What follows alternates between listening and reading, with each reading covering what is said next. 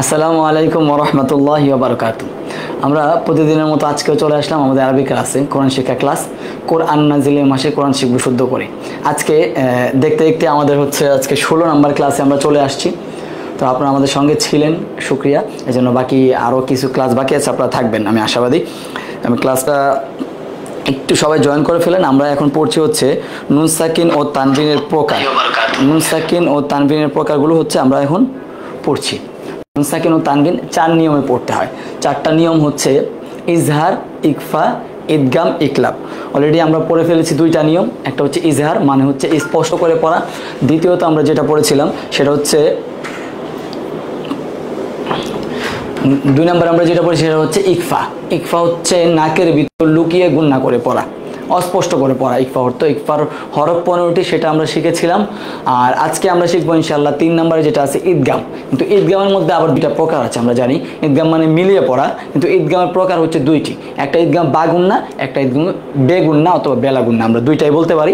এখন আমরা এই 2টা প্রকার আজকে ইনশাআল্লাহ পড়ব। তো আমরা একদম সরাসরি ক্লাসে চলে যাব। আর যদি আপনাদের কোনো কোয়েশ্চেন থাকে যে এটা মনে হয় আপনি বুঝতে পারছেন না, এটা একটু সমস্যা হচ্ছে, আমাদেরকে জানালে অবশ্যই ইনশাআল্লাহ এগুলো সলভ করে দেওয়ার চেষ্টা করব।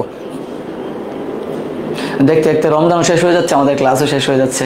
আমাদের বা শনিবার থেকে আমি প্রতিদিনই বলে আসছি যে 2টা ক্লাস করলে আমরা একসাথে করবো ইনশাল্লাহ। টাইমটা একটু কমিয়ে নিয়ে আসবো, যেন অত লম্বা না হয়, আপনাদের জন্য কষ্ট না হয়, সেটা বিবেচনা করে। পড়াটাও যেন আমাদের পিছনে না থেকে যায়, সেটা কথা ভেবে ইনশাল্লাহ ক্লাসটা আমরা করব। বিসমিল্লাহির রহমানির রহিম। এটা ঈদগাম। আজকে আমরা পড়বো ঈদগামের পরিচয়। কি পড়বো? ঈদগামের পরিচয়টা আমরা জানবো।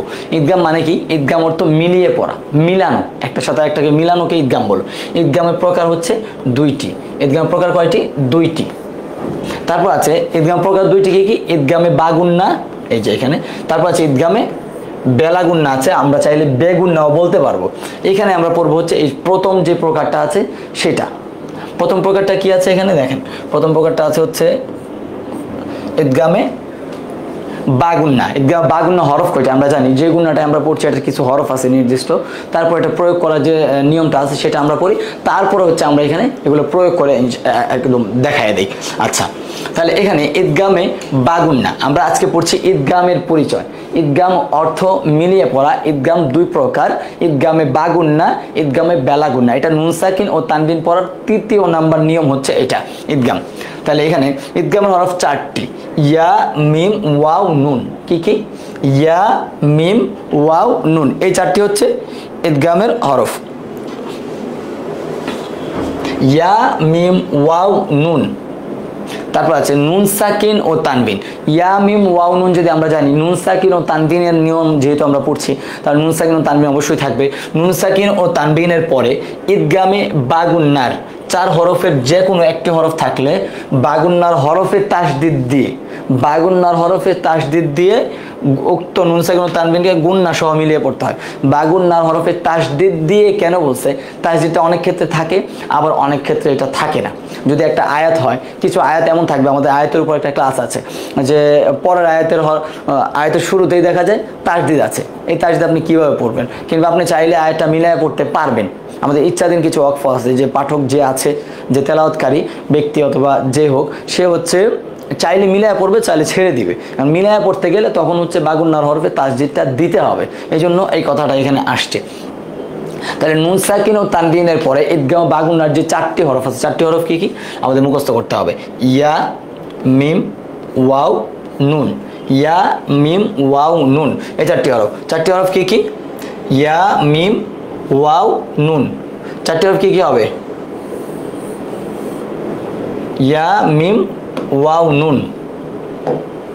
এই 4টি হরফ আমাদের খেয়াল করতে হবে। ইয়া, মিম, ওয়াও, নুন। আচ্ছা, ইয়া, মিম, ওয়াও, নুন। এই 4টি হরফ যদি থাকে, নুন সাকিন অথবা তানবিনের পর যে কোনো একটি 4টি থাকে, তাহলে উক্ত নুন সাকিন ও তানবিনকে গুণা করে, মানে নুন সাকিন ও তানবিনকে এখানে বাগুন্না হরফের তাসদিদ দিয়ে গুণা সহ মিলায় পড়তে হবে। আচ্ছা, এখানে তামরিন, এটা প্রয়োগ করা হয়েছে পড়াটা। ইয়া, মিম, ওয়াও, নুন আসলে কিভাবে আমরা এখানে পড়বো সেটা।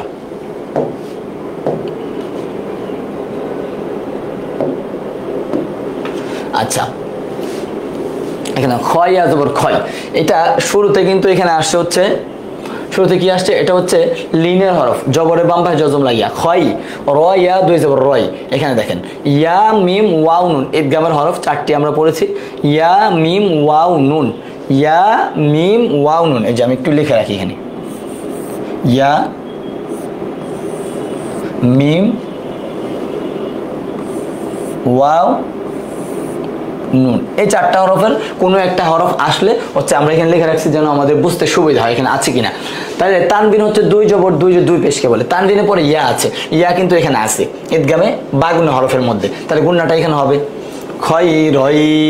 এই যে বাগুন হরফে তাসদিদ আছে, যদি মনে করেন এখানে একটা ওয়াকফ থাকতো, এখানে একটা ওয়াকফ, খয় র থেমে গেলেন, মা দেওয়া হইল, যদি আপনি এটা মিলায় পড়তে চান, এখানে তাসদিদটা মনে করেন নাই, ইয়া রহু আছে, এরহু আছে, তাহলে আপনি কি পড়বেন, হয় রয়, যেহেতু বাগুন হরফ আসছে এখানে, সেই ক্ষেত্রে আমাদের তাসদিদটা এখানে দিয়ে পড়তে হবে, বাগুন হরফে তাসদিদ দিয়ে গুণনা করতে হবে। আর যেহেতু এইভাবে আসে, তো সেই ক্ষেত্রে তো আমাদের আর দেওয়া লাগতেছে না, আমরা এমনি এটা উচ্চারণটা করে ফেললে হবে, খয় রয়, খয় রয় ইয়ারহু, খয় রয় ইয়ারহু, খয় রয়, এটা হচ্ছে ইদগাম গুণনাটা। তারপরে আমরা ইজহার মানে স্পষ্ট করে পড়া গুণনা ছাড়া, ইকফা মানে হচ্ছে নাকের ভিতর লুকিয়ে পড়া, অস্পষ্ট করে পড়া, আং আমরা পড়েছিলাম।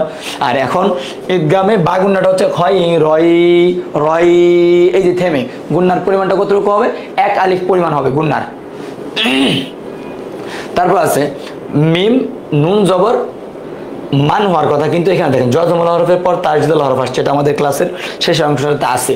জজমুল হরফের পর তাসদিদুল হরফ আসলে তাসদিদুল হরফটা পড়তে হয়, তাহলে কি হবে মাই। এখানে দেখেন নুন সাকিনের পর ইয়া আসছে, ইয়া কিসের হরফ, ইয়া হচ্ছে ইদগামে বাগুন্নার হরফ, ইদগামে বাগুন্নার হরফ হলে কি করতে হবে, গুণনা করে পড়তে হবে, মাই মাই, ইয়াফা জবর ইয়াফ, মাই ইয়াফ, জিম পে জু, র পে শু, মাই ইয়াফ জুরু, কাব জবর কা, মাই ইয়াফ জুরু কা, মাই ইয়াফ জুরু কা, মাই, গুণনার কেমন হবে, মাই ইয়াফ জুরু কা, এটা হবে। ওয়াও হাজবর ওয়াহ, জজমুলা হরফ নিজে নিজে উচ্চারিত হইতে পারে না, তার আগের হরফের হরকতের সাথে মিলে উচ্চারণ করা লাগে, তাহলে কি ওয়াহ, ইয়া ইয়া 2 পেশ ইউই, ওয়াহ ইউই, ইয়া 2 পেশ, এটা হচ্ছে তানবিন, তানবিনের পর আসছে ইয়া, ইয়া হচ্ছে ইদগামে বা গুণনার হরফ, এই জন্য গুণনা করতে হবে, ওয়াহ ইউই, ওয়াহ ইউই, ইয়া ও পেশ, ইউ পেশের পর জজমলা ওয়াও মাদের হরফ, একাই টান, এগুলো আমরা পড়ে আসছি, ওয়াহ ইউই, ইয়া ও পেশ ইউ, হা খারা জবর হা, হা ইয়া খারা জবর হা, ওয়াহ ইউই, ইউ হা, ইউ হা, কি হবে তাহলে, ওয়াহ ইউই ইউ হা, ওয়াহ ইউই ইউ হা, কি হবে, সবাই আমরা একসঙ্গে বলবো, ওয়াহ ইউই ইউ হা। মিম নুনজের হওয়ার কথা ছিল মিন, কিন্তু এখানে তাসদিদ আছে পরের হরফে, তাসদিদ উচ্চারণটা নিতে হবে। আবার নুন সাকিনের পর এটা হচ্ছে ইদগামে বাগুন্নার হরফ, ওয়াও কি আসছে এখানে, এই যে ওয়াও এটা আসছে, বাগুন্নার হরফ আসলে কি করতে হবে, বাগুন্নার হরফে তাসদিদ দিয়ে গুণনা করতে হবে, তাসদিদ আছে, তাহলে কি হবে মিউ, কি হবে মিউ, ওয়া জবর ওয়া, মিউ ওয়া, র জবর র, মিউ ওয়া র, হামজাজের ই, হামিজের হিম, মিউ ওয়া র ই হিম, কি হবে মিউ ওয়া র, 3 আলিফ মাদ আসছে এখানে, এটা 3 আলিফ মাদের চিহ্ন, এটা আমরা সামনে পড়বো ইনশাআল্লাহ। মিউ ওয়া র, হামজাজের ই, হামিজের হিম, মিউ ওয়া র ই হিম, মিউ ওয়া র ই হিম। তারপর কি আছে এখানে, জা জিম জবর জাজে, জাজে, এখানে কিন্তু 2টা হরফ পার্থক্য করার আমাদের একটা ভালো একটা সুযোগ আসছে। দেখেন জাজে, একটা হচ্ছে জা, একটা যা, জাজে জাজে, আবার এখানে জিমের উপর জজম হওয়া, সেটা হচ্ছে কলকলা হরফ, জিম কিসের হরফ, কফ ত বা জিম, 4 নম্বর হরফ কলকলার। তাহলে এটার মধ্যে যদি কলকলা হরফের উপর জজম হলে কি করতে হবে, এই 5 হরফ জজম হলে আওয়াজটা রিপিট করতে হয়, পাল্টা আওয়াজ করে পড়তে হয়, তাহলে কি হবে জাজে জাজে, র জবর র, জাজে র, তা ওয়াও 2 পেশ তু, এই যে তানবিনের পর ওয়াও, ওয়াও কিসের হরফ? ওয়াও হচ্ছে ইদগামে বাগুন হরফ। জাজ রতু, ওয়াও আলিফ ওয়া জবর বাম পাশে খালি আলিফ, মাদের হরফ এক আলিফ টান। জাজ রতু ওয়া হাজির হি দাল আলিফ দা, সরি হাজির হি দাল জবর দা, ওয়াহিদা তাদু পেশতুন, জাজ রতু ওয়াহিদাতুন, জাজ রতু গুণাটা হচ্ছে এখানে, জাজ রতু ওয়া মাদের হবে এক আলিফ টান, হিদাতুন। এখানে যদি আমরা থেমে যাই ওয়াকফ করি তাহলে কিন্তু এখানে এই গোল তাটা হার উচ্চারণ দিবে, ওয়াহিদা। এটাও আমাদের ক্লাসের সামনে যে ক্লাসগুলো বাকি আছে সেগুলোর মধ্যেই আসবে। জাজ রতু ওয়াহিদা, ওয়াহিদা এটা। তারপর ইন্নাকুলু, এখানে দুইটা গুণ একসাথে হয়েছে। দেখেন দুইটা গুণ কিভাবে একসাথে হইল? একটা হচ্ছে নুন সাকিনের পর, নুন সাকিনের পর নুন কিসের হরফ? এটা কিন্তু ঈদগামে বাগুন্নার হরফ আসলো। কিন্তু এখানে আরেকটা বিষয় এখানে প্রয়োগ করা যায়, যেটা হচ্ছে নুনে মিমে তাসদিদ গুন্না করা ওয়াজিব, আমরা পড়ে আসছিলাম, সেটা বললে হয়তো বা ঠিক হবে। কিন্তু এখানে কিন্তু ঈদগামের হরফটা আছে নুন সাকিনের পরে আছে, আর এটা হচ্ছে হরকতের বামে নুনে বা মিমে। হরকতের বামে আমরা পড়াটা পড়েছিলাম, হরকতের বামে নুনে বা মিমে তাসদিদ হলে কি করতে হবে? গুন্না করে পড়তে হবে, সেটা ওয়াজিব গুন্না। আর এটা হচ্ছে নুন সাকিন অথবা তানবিনের বামে নুন আসছে, এখানে মিলে যাইতে পারে, এই জন্য এটা আমি বলে দিলাম আপনাদেরকে।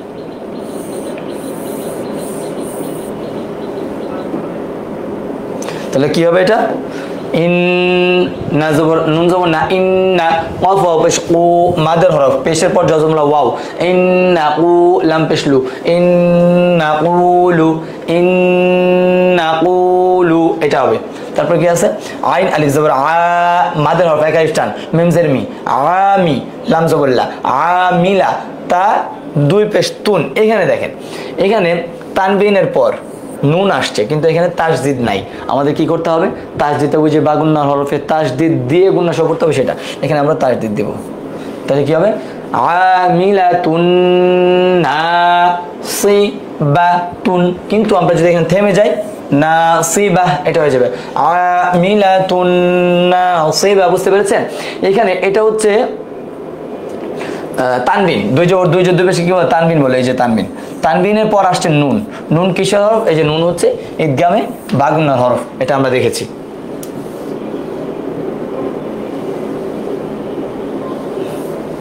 ঈদগামে বাগুন্নার হরফ হচ্ছে নুন। তাহলে এখন কি করতে হবে? বাগুন্না হবে তাসদিদ দিয়ে গুণা করে পড়তে হবে, আমিলাতুন নাসিবা,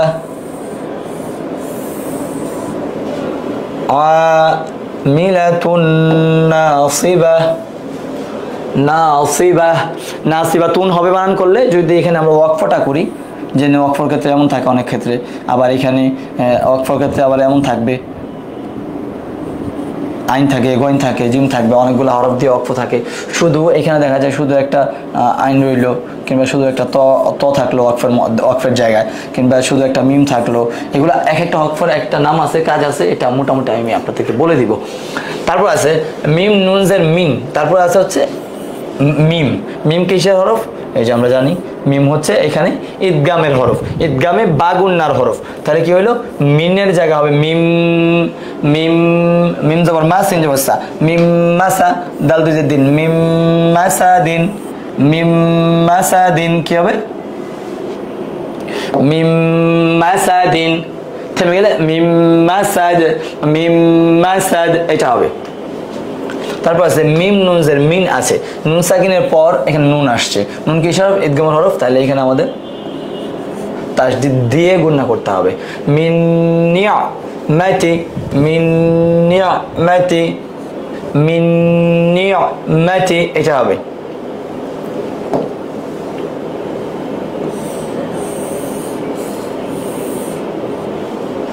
মিন নিয়ামাতি। তারপর আছে শিন ইয়া জবর শাই, হামজা নুন দুই জবর আন, এই যে তানবিনের পর নুন ঈদগাম বাগুন্না হরফ, শাই আন, শাই আন নুন কাপ পেশ নুক, র আলিফ জবর রন, শাই আন নুক র, শাই আন নুক র, নুক র। এটা কেন টান দিলাম? দুই জবরের পর ওয়াকফ হলে কি করতে হয়? একটা স্টাইলে পড়তে হয়, সেটাকে মাদ্দে এওয়াজ বলে, আমরা পড়েছিলাম না? মাদ্দে এওয়াজ।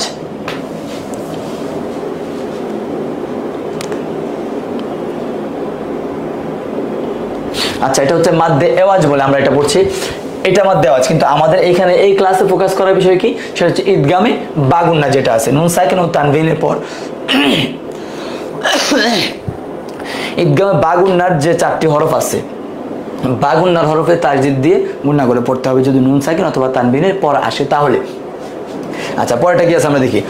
মিম ওয়াও জের মিউ হবে, কারণ নুন সাকিনের পরে ওয়াও আসছে। ওয়াও কিসের হরফ? ঈদগামে বাগুন্না হরফ। ওয়াও কিসের হরফ? ঈদগামে বাগুন্না হরফ হচ্ছে ওয়াও। ঈদগামে বাগুন্না হরফ ওয়াও। তাহলে কি গুন্নাটা করতে হবে? মিউ মিউ, কি হবে? মিউ। একালিফ পরিমাণ, গুন্নার পরিমাণটা কি হবে? একালিফ। গুন্না মানে হচ্ছে থেমে গুনগুন করে শব্দ করা, আর মাদ মানে হচ্ছে টেনে পড়া, লম্বা করে পড়া। মাদ মানে কি? লম্বা করে পড়া, টেনে পড়া। আর গুন্না মানে হচ্ছে থেমে গুনগুন করে শব্দ করা। মিউ, আন, আং, এই 3-4 ধরনের গুন্না আমাদের গিয়েছে। মিউ, ওয়াও আলিফ জবর, ওয়া জবরের পর খালি আলিফ থাকার কারণে এক আলিফ টান। মিউ ওয়া ওয়াফ দুইদের কিন, মিউ ওয়া কিন।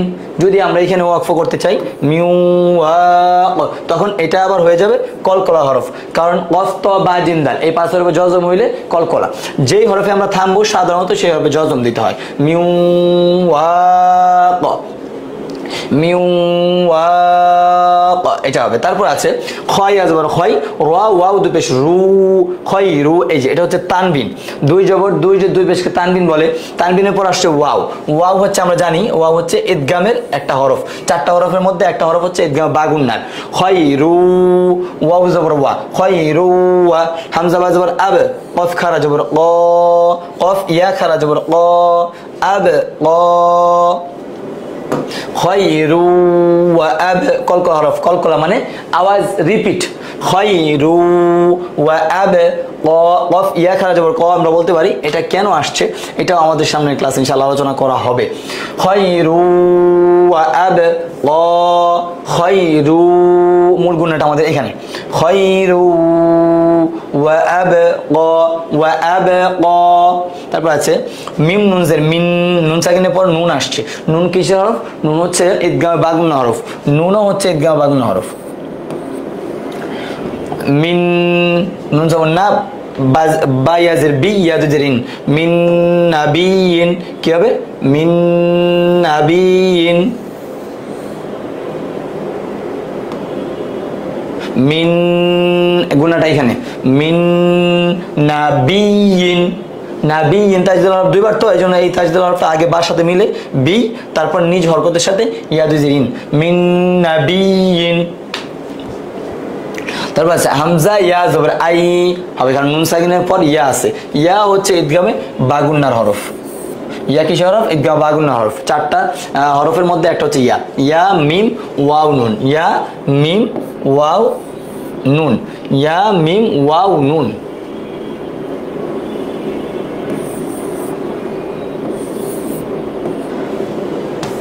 ইয়া মিম ওয়াও নুন, এই 4টা হরফ হচ্ছে ঈদগামে বাগুন্না হরফ। তাহলে কি হবে? আইয়ু, আইয়ু, তা ইয়া খারা জবর তা, আইয়ু তা। আই গুণাটা কোথায় হবে? এখানে হবে। আই, আইয়ু তা, এই যে এখানে গুণা। আই, আই, এখানে হচ্ছে গুণাটা। আই ইউ তা, মিম রজের মির, ইয়া জবর ইয়া, মির ইয়া। জজমলা হরফ নিজে নিজে উচ্চারিত হইতে পারে না, আগের হরফের হরকতের সাথে মিলে উচ্চারণ করা লাগে। তাই কি হইলো? মির, ইয়া জবর ইয়া, মির ইয়া। তা 2 যে 3, কিন্তু তানবিনের পর আসতে হচ্ছে, তানবিনের পর আসতে হচ্ছে মিম। মিম কিসের হরফ? ঈদগামে বাগুন্নার হরফ। তাহলে মির ইয়াতিম, মির ইয়াতিম। মিম নুন জের মিন, হাফেশ হু, মির ইয়াতিম মিনহু, মির ইয়াতিম মিনহু। কি হবে? মির ইয়াতিম মিনহু, এটা হবে। ইয়া মিম ওয়াও নুন, এই 4টা হচ্ছে ঈদগামে বাগুন্নার হরফ। নুন সাকিন ও তানবিনের পর যদি এই 4টা হরফের কোনো একটা হরফ আসে তাহলে এটা গুণ।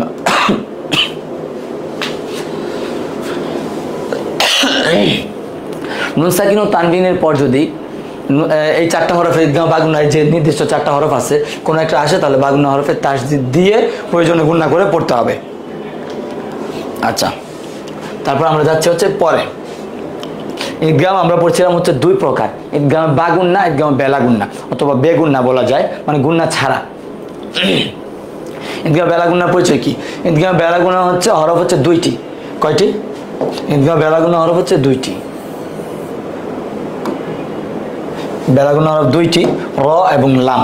নুন সাকিন ও তানবিনের পর যদি বেলাগুন্না দুইটা হরফ থেকে যে কোনো একটা হরফ আসে, তাহলে এই যে বেলাগুন্না হরফের উপরে তাসদিদ দিয়ে উক্ত নুন সাকিন ও তানবিনকে গুন্না ছাড়া মিলিয়ে পড়তে হবে। তাসদিদ দিয়ে গুন্না ছাড়া মিলিয়ে পড়তে, এটা হচ্ছে তাসদিদ দিয়ে গুন্না করে, এটা হচ্ছে তাসদিদ দিয়ে গুন্না ছাড়া। ইজহার পড়াটা হচ্ছে গুন্না ছাড়া। হ্যাঁ, ইকফা গুন্না হইলো, ঈদগাম বা গুন্না হইলো, এটা খেয়াল রাখলে আমাদের জন্য আরো বেশি সহজ হবে। তাহলে নুন সাকিন ও তানবিনের পর যদি ঈদগামে বেলা গুন্নার যে দুইটা হরফ আছে র এবং লাম, কি হরফগুলা? র এবং লাম, এই দুইটা হরফ থেকে কোনো একটা হরফ আসে, তাহলে বেলা গুন্নার হরফে তাসদিদ দিয়ে গুন্না ছাড়া মিলায় পড়তে হবে। কিভাবে সেটা চলেন আমরা দেখি। একটু ক্লাসের দিকে আমরা খেয়াল করবো, যেহেতু এখন আমাদের ক্লাসগুলো আগায় যাচ্ছে। তো আমি আশাবাদী আমরা শব্দের মধ্যে চলে আসছি, কোরআনের শব্দে। আমরা এখন কোরআনের যে কোনো শব্দ একটা বানান করে পড়তে পারবো।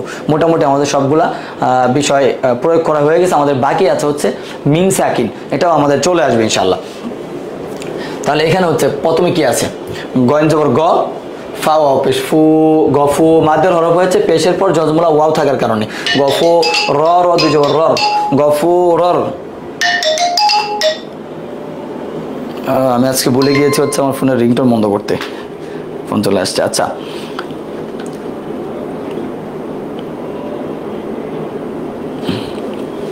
আমরা পড়ছিলাম হচ্ছে গফুরর, র জবর র, হাই আজের হি, রহি, মিম আলিফ দুই জবর মান, গফুরর রহিমা।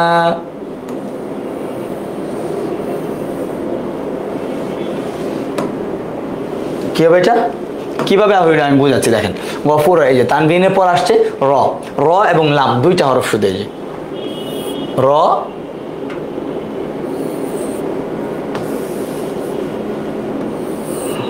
র লাম, র এবং লাম এই দুইটা হরফের থেকে কোনো একটা যদি আসে, তাহলে বাগন হরফে তাসদিদ দিয়ে গুন্না ছাড়া মিলাই পড়তে হয়। যে মিলাইলাম গফুরর রহিমা, গফুরর, গফুরর আমরা কি গুন্না করেছি? আমরা কিন্তু এখানে গুন্না করি নাই। গফুরর রহিমা, টান কেন দিলাম? টান দিলাম দুই জবর পর ওয়াকফ হওয়ার কারণে, গফুরর রহিমা। তারপর আছে কি?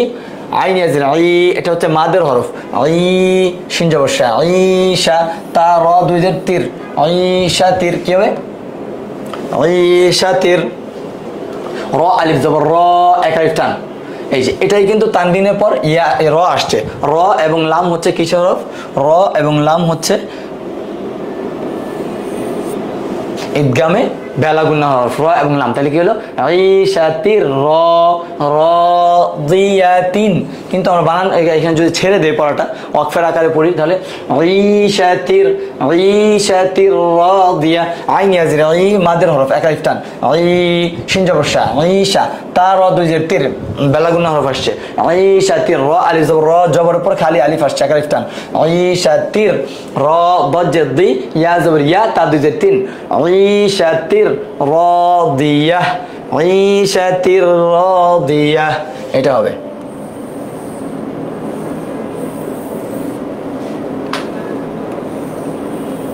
তারপর ওটা কি আছে?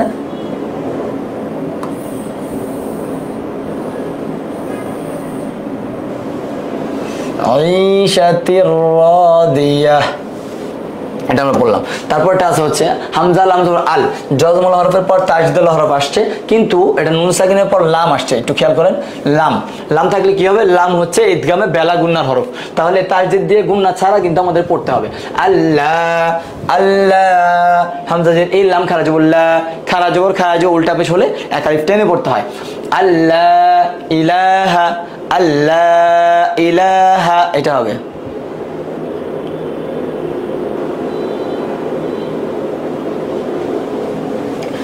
আল্লাহ ইলাহা, হামজা হামজা ইল্লাম লাম জবর লাল, লাম খারা জবর লা, হা পেশ হু, ইল্লাল্লাহু, আল্লাহ ইলাহা ইল্লাল্লাহু, আল্লাহ ইলাহা ইল্লাল্লাহু।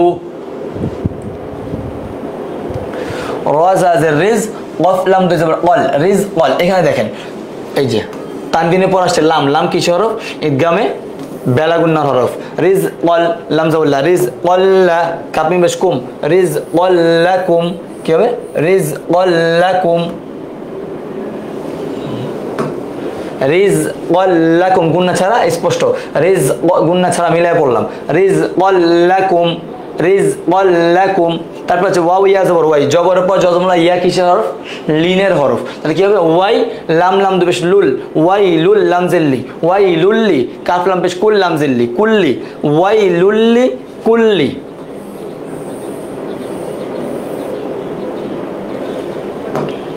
ওয়াই লুল্লি কুল্লি ওয়াই লুল্লি যে তানবিন বললাম এখানে হচ্ছে গুন্নাটা হবে গুন্না ছাড়া আর কি মিলাই পড়তে হবে ঈদগামে বেলা গুন্না হরফটা আসছে ওয়াই লুল্লি কুল্লি হ্যাঁ পেশ হু মিম জবর মা হুমা যা জবর যা হুমা যা তালাম দুই তিল হুমা যা তিল এই যে তানবিনের পর হচ্ছে লাম আসছে লাম কিসের হরফ ঈদগামে বেলা গুন্না হরফ হুমা যা তিল লাম পেশ লু মিম জবর মা লুমা যা জবর যা লুমা যা হুমা যা তিল লুমা যা ওয়াই লুল্লি এটা হচ্ছে হুমা জাতিল মাসা এটা হচ্ছে ওয়াই লুল্লি কুল্লি হুমা জাতিল মাস সূরা হুমাজার একসাথে চলে আসছে আর কি হুমা জাতিল লুমাজাহ এখানে ওয়াকফ করার কারণে গোলতাটা হা হয়ে যাবে ওয়াকফ না করলে লুমাজাতিন এটা আসবে হুমা জাতিল লুমাজাহ।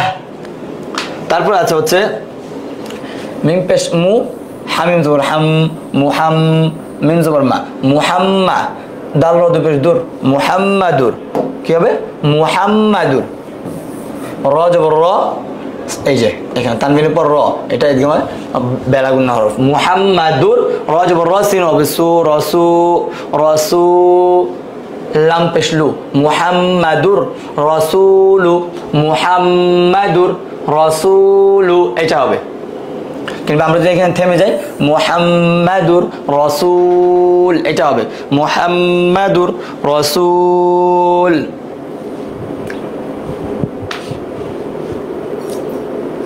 আচ্ছা তারপরে কি আছে তারপর আছে হচ্ছে এটা এটা কি আছে এটা আছে হচ্ছে তানবিনের পর র আসছে র কিসের হরফ ঈদগামে বেলা গুন্নার হরফ মির রহ রহ জবর রহ মিম জবর মা মির রহমা তা দুই যে তিন মির রহ মাতিন থেমে গেলে মির রহমা এটা হবে থেমে গেলে। তারপর আছে হচ্ছে মিম রাজের মির এখানেও মির হবে মির রব জবর রব মির রব বাজের বি মির রব্বি তার যদি হরফ দুইবার পড়তে আমরা কিন্তু জানি মির রব্বি হামিম জার হিম মির রব্বিহিম গুণ এখানে বেলা গুন্নার হরফ হচ্ছে এটা র মির রব্বিহিম র এবং লাম হচ্ছে ঈদগামে বেলা গুন্নার হরফ সেটা যদি নুন সাকিন ও তানবিনের পর আসে তাহলে বেলা গুন্নার হরফের তাসদীদ দিয়ে গুন্না ছাড়া মিলায় পড়তে হবে কিভাবে পড়তে হবে গুন্না ছাড়া মিলায় পড়তে হবে। আচ্ছা মির রব্বিহিম এটা তারপরটা আছে কি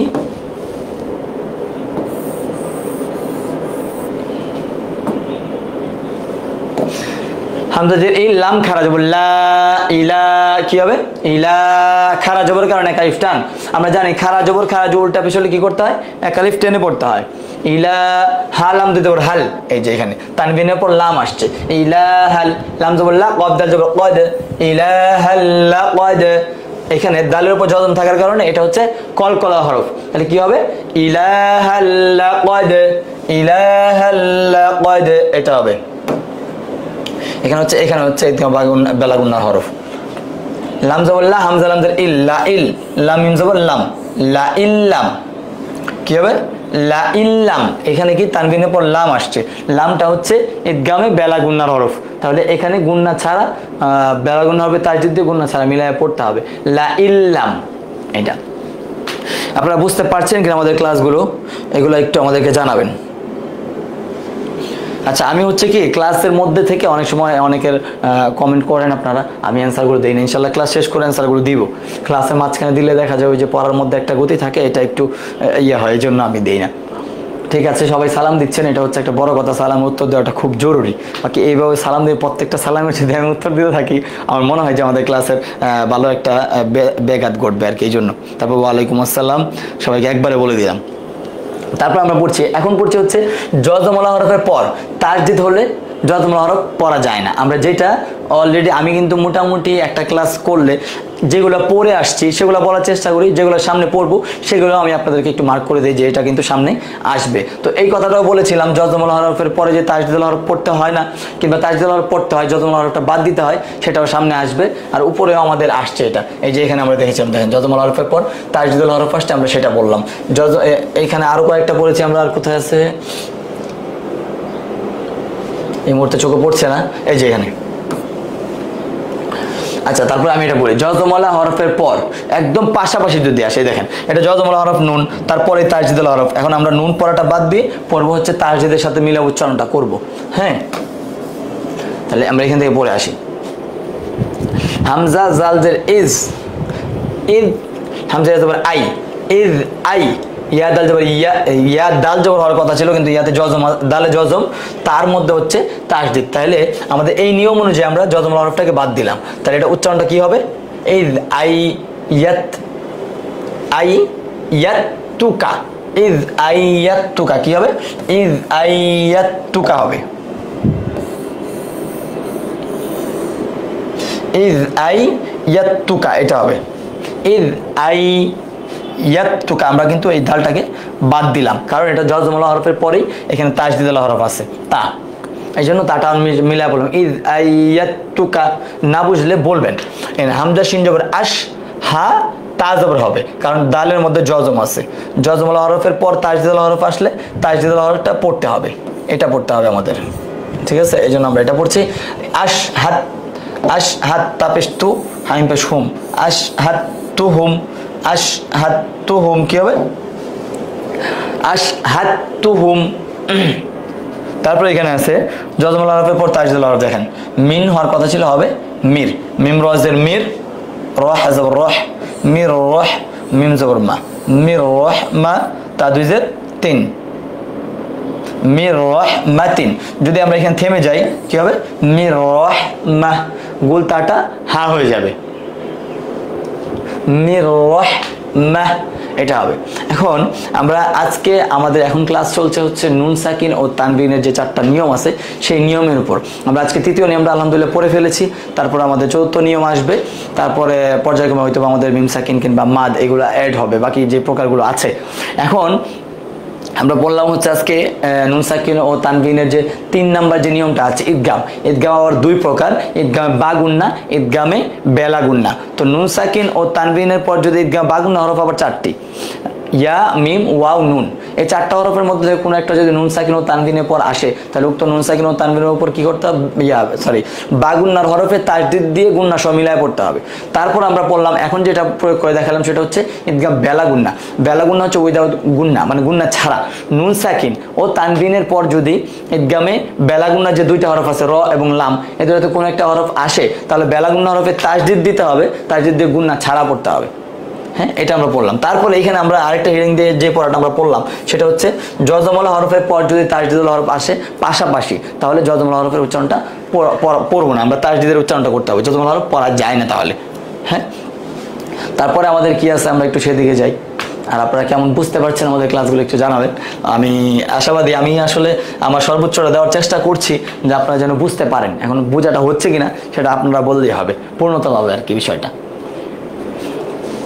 এখানে আছে দোয়ায়ে মাসুরা, আমরা পড়েছিলাম গত ক্লাসের মতো এই ক্লাসেও আমরা দোয়ায়ে মাসুরাটা যেহেতু একটা একটা করে আমরা বাদ দিয়ে আরেকটা অ্যাড করি। আজকের ক্লাসে অ্যাড হয়েছে হচ্ছে নতুন একটা বিষয়, সেটা হচ্ছে নামাজের ভিতরে এবং বাইরে যে 13টা ফরজ আছে সেটা আমি নিয়ে আসছি। আর আমার মনে হইলো যে এই জিনিসটা আমাদের জানাটা বেশি জরুরি, এই জন্য। আচ্ছা, তাহলে দোয়া মাসুরাটা আমি একবার পড়ে দিচ্ছি। আল্লাহুম্মা ইন্নী যালামতু নাফসি। দোয়া মাসুরাটা কখন পড়তে হয়? শেষ বৈঠকের সময়, তাশাহুদ, তারপর দুরূদ শরীফ পড়ার পর দোয়া মাসুরাটা পড়ে সালাম ফিরাতে হয়। আল্লাহুম্মা ইন্নী যালামতু নাফসি যুলমান কাসীরা ওয়া লা ইয়াগফিরুয যুনুবা ইল্লা আনতা ফাগফিরলি মাগফিরাতাম মিন ইনদিকা ওয়ারহামনি ইন্নাকা আনতাল গফুরুর রহিম। দোয়া মাসুরাটা কি? আল্লাহুম্মা ইন্নী যালামতু নাফসি যুলমান কাসীরা ওয়া লা ইয়াগফিরুয যুনুবা ইল্লা আনতা ফাগফিরলি মাগফিরাতাম মিন ইনদিকা ওয়ারহামনি ইন্নাকা আনতাল গফুরুর রহিম। এটা হচ্ছে দোয়া মাসুরাটা। হে আল্লাহ, আমি আমার আত্মার উপর অসংখ্য জুলুম করিয়াছি।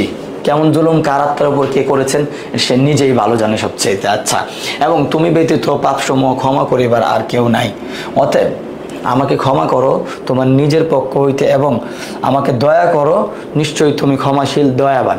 আল্লাহ তাআলা আসলে অনেক বেশি দয়াবান। যদি আল্লাহ তাআলা দয়াবান না হইতেন তাহলে কাফের মুশরিক যারা দিন মানে না তাদেরকে তো মানে আমরা যেমন পরিশ্রম দিয়ে পারিশ্রমিক নেই, তাহলে আমাদের পরিশ্রম ছাড়া কোনো কিছুই দিতেন না। কাফের মুশরিক এক ডুব পানি খাওয়াইতেন না। আল্লাহ তাআলার কাছে দুনিয়ার কোনো মূল্য নেই, তুচ্ছ একটা জায়গা। এটা হচ্ছে আখিরাতের শস্যক্ষেত স্বরূপ, পরীক্ষার হলের মতো, যা আপনি লিখে যাবেন। এখন আপনাকে হয়তো বা কেউ কিছু বলবে না, জাস্ট চুপচাপ আপনি লিখে যান, ভুল লেখেন যা লেখেন যেটা করবেন, কিংবা হয়তো বা আপনার গাইড করতে পারে যে এটা কি লিখতেছো, কিংবা নাই করলো, তারপরে এটার একটা হিসাব তো হবে রেজাল্টের দিন, তাই না?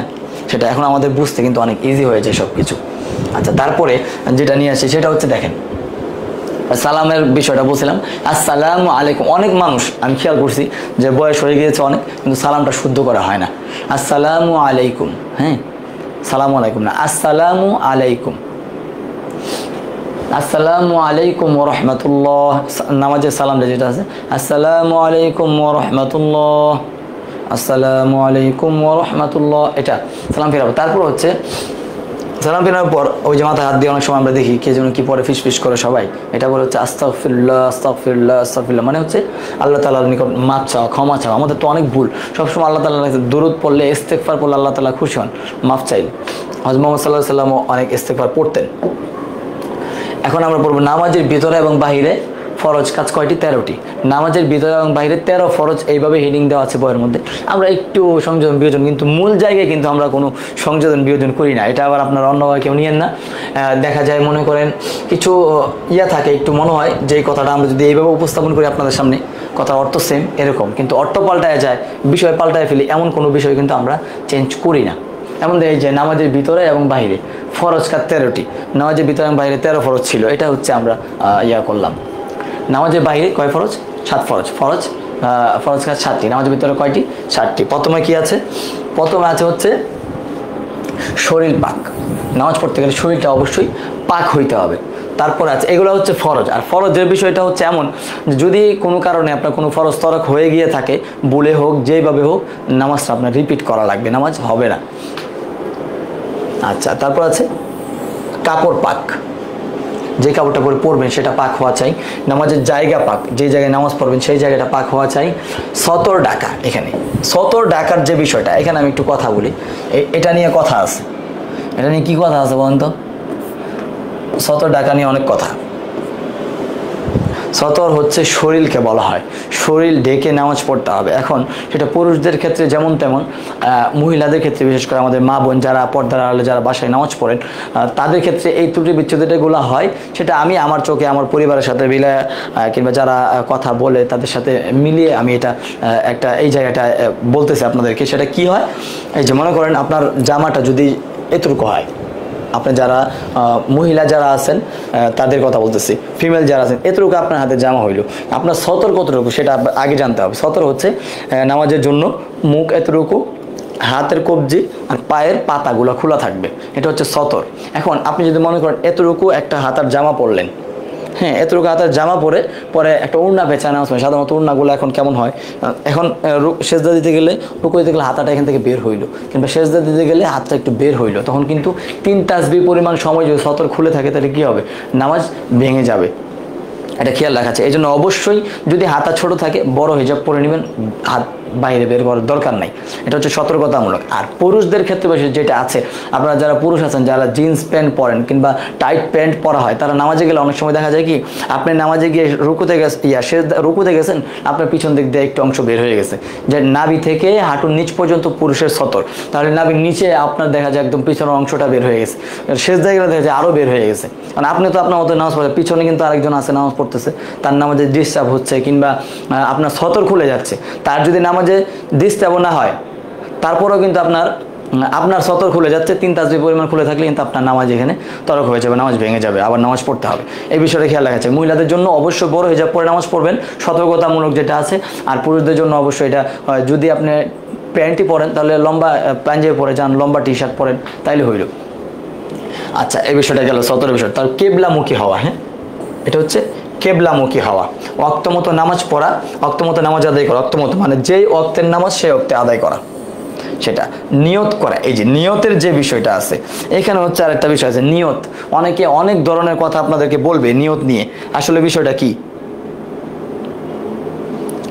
শুক্রিয়া মাসুম বিল্লাহ ভাই, আমাদের সাথী ভাই, ফ্রেন্ডও বলতে পারেন, সে আমার ক্লাস দেখতেছে, মাশাল্লাহ বলছে।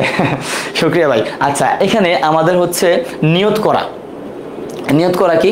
নিয়ত হচ্ছে অভ্যন্তরীণ একটা বিষয়। আপনি যখন জোহরের নামাজ পড়ার জন্য ওয়াশরুমে গেলেন, জোহরের সময় উজু করতে গেলেন ওয়াশরুমে, আজান শুনে কেন গেলেন? গেলেন জোহরের নামাজ পড়বেন এই জন্য। এইখানে আপনার নামাজের নিয়তটা পাওয়া গেল। কিংবা আপনি বাসা থেকে বের হয়ে আপনি মসজিদে গেলেন, জোহরের সময় তো আপনি আসর নামাজ পড়তে যান নাই। যদি আপনার মাথার মধ্যে এটা থাকে যে আসর নামাজ ঠিক ঠিকানা নাই, তাহলে কিন্তু আলাদা বিষয়। যখন জোহরের সময় সাধারণত আমরা যাই, জোহরের নামাজ পড়তেই আমরা যাই, গেলাম জোহরের সময়, জোহরের নামাজ পড়তে গেলাম, এখানে নামাজের নিয়তটা পাওয়া গেছে। বাকি রইল জোহরের নামাজে কিন্তু এখানে সুন্নত আছে, ফরজ আছে। এখন আপনি কি নামাজ পড়বেন? এখন নামাজ পড়ার শুরুতে আমি 4 রাকাত জোহরের সুন্নত নামাজ আদায় করতেছি, বা আল্লাহ সন্তুষ্টির জন্য কথাটা অ্যাড করতে পারেন। তারপরে ইমামের পিছনে দাঁড়ায়, আমি এই ইমামের পিছনে দাঁড়ায় জোহরের ফরজ নামাজ আদায় করতেছি, এটা। তারপরে সুন্নতের ক্ষেত্রে আমি সুন্নত নামাজ আদায় করতেছি, তাইলে এটা নিয়তটা হইল। বাকি এখানে ঘুরামি বাড়াবাড়ি করার কিছু নাই যে নিয়ত এটা বলেন সেটা বলেন। নিয়ত এমন নিয়ত হচ্ছে অভ্যন্তরীণ বিষয়, এটা আপনি এইভাবে বললে এভাবে করলেই পাওয়া যায়। বাকি আপনার যে নির্দিষ্ট করতে হবে যে আপনি সুন্নত নামাজ পড়ছেন নাকি ফরজ নামাজ পড়ছেন নাকি নফল নামাজই পড়ছেন, এটা যেন আপনার মনে থাকে, এটা হচ্ছে নিয়ত। তারপর এখানে আছে হচ্ছে নামাজের ভিতরে যে 6টা ফরজ, এটা ছিল নামাজের আগে 6টা ফরজ। এই যে একটা হচ্ছে শরীর পাক, কাপড় পাক, নামাজের জায়গা পাক, সতর ডাকা, কেবলামুখী হওয়া, ওয়াক্তমতো নামাজ আদায় করা, নিয়ত করা। ওয়াক্তমতো নামাজ আদায় করা, নিয়ত করা, এগুলো হচ্ছে নামাজ শুরুর আগে ফরজগুলো। এখন নামাজ শুরু করে দিলেন আপনি, তারপর কি করতে হবে? আপনার তাকবীরে তাহরিমা। তাকবীরে তাহরিমা কি? তাকবীরে তাহরিমা হচ্ছে নামাজের শুরুর প্রথম যে আল্লাহু আকবারটা আছে, আল্লাহু আকবার, এটা হচ্ছে তাকবীরে তাহরিমা, এটা বলতে হবে, হ্যাঁ। তারপর দাঁড়িয়ে নামাজ পড়া। এখন আপনি সুস্থ মানুষ, এখন তো বাবা যদি মসজিদে যান দেখবেন মানে এক সিরিয়ালে কত। আপনারা যারা যদি সমস্যা থাকে, মাজুরের জন্য আলাদা মাসালা, তাছাড়া মানে অল্প সমস্যা নিয়ে দরকার নাই চেয়ারে বসে নামাজ পড়া। এটা আমার একটা করতেছি, আমি বলতেছি কারণ। আর যদি চেয়ারে বসে একান্ত আপনি নামাজ পড়তে, আপনি দাঁড়াবেন, রুকু আর দাঁড়ানোটা আপনি করবেন, সেজদার সময় আপনি বসে ঝুঁকবেন, এটা হইলো। আরেকটা বিষয় হচ্ছে আপনি চেয়ার থেকে, আমি মনে করি চেয়ার থেকে আপনি যদি ফ্লোরে বসে নামাজ পড়েন সেটা বেশি উত্তম। আচ্ছা, দাঁড়া নামাজ পড়া কোনো, আপনি অসুস্থ কতটুকু এটা আপনি জানবেন, এই জন্য আমি আপনাকে বললাম। কেরাত পড়া, কেরাত হচ্ছে সূরা ফাতিহার পরে যে সূরা মিলানো, সেটা। এখানে 2 রুকু, এটা সে ভুল লিখছে, হ্যাঁ, টাইপিং এর জন্য ভুল আসছে। রুকু করা হবে, হ্যাঁ, এটা হবে রুকু করা। তারপর হবে 2 সেজদা করা, 1 রাকাত 2 সেজদা হয়। রুকু করা, 2 সেজদা করা, শেষ বৈঠক। শেষ বৈঠকে বসা মানে আখিরি বৈঠক আমরা বলতে পারি। রুকু করা, সেজদা করা, 2 সেজদা করা, আখিরি বৈঠক। সেজদা কয়টা করতে হয়? 2টা।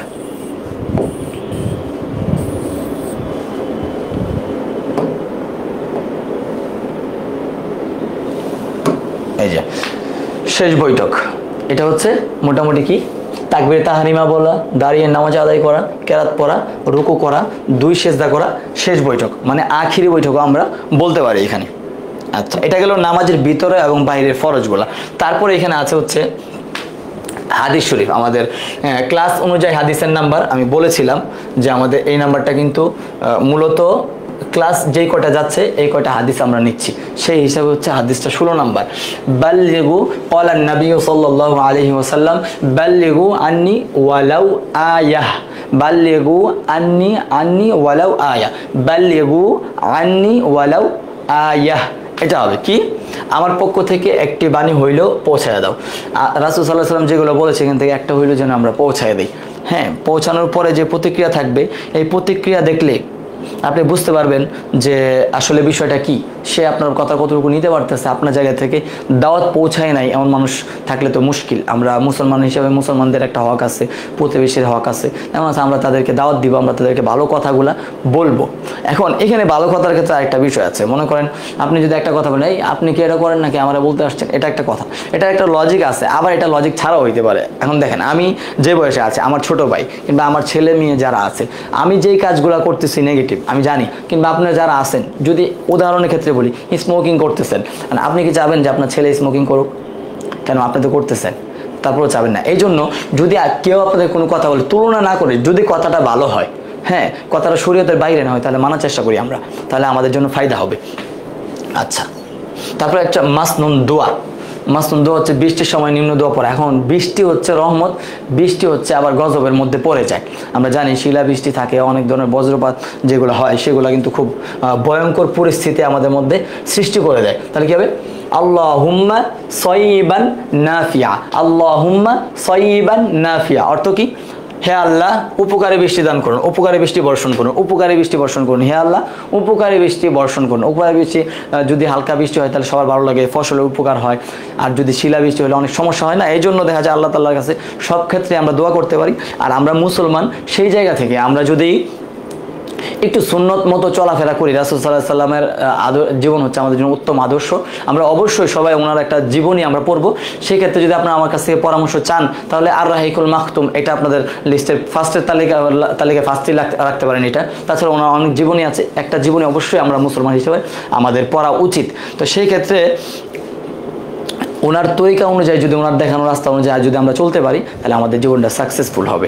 আর পুরা আমি খাবার খাবো আমি নেকি পাবো, ঘুমাবো আমি নেকি পাবো, হাঁটবো আমি নেকি পাবো, আমি ফ্যামিলিতে খরচ করবো আমার নেকি হবে। এই জন্য এই তরিকাগুলো আমরা যেন পথ বা রাস্তা তরিকা মানে সেটার জন্য আমরা সঠিকভাবে জেনে মেনে চলতে পারি।